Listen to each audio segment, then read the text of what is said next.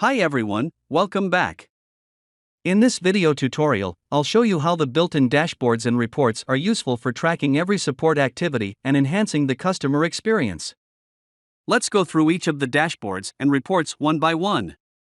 The Support Monitoring Dashboard allows you to track and monitor the status of support tickets.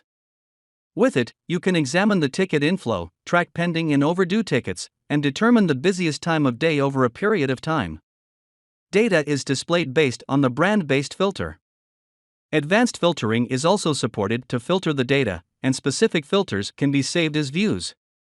The Support Traffic Dashboard helps you track and analyze the inflow of tickets over a period of time.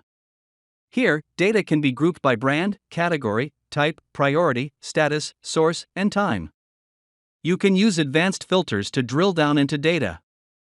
The SLA Dashboard helps monitor SLA violations and achievements in terms of responses and resolutions over time.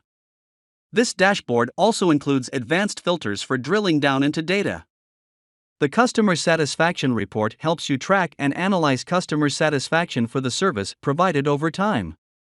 You can see the CSAT score, survey response rates, and customer sentiment based on the provided ratings. Various filters can be used to narrow down data. Support managers or leads can quickly add a note or tag for further review by an agent without opening tickets.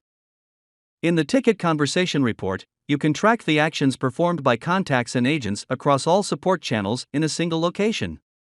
You can also review the agent responses to customers, identify agents who need more training, and tag or add a private note inline for follow-up.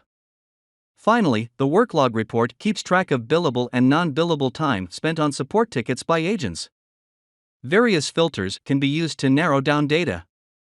You also can review worklog comments and tag or add a private note inline for follow-up.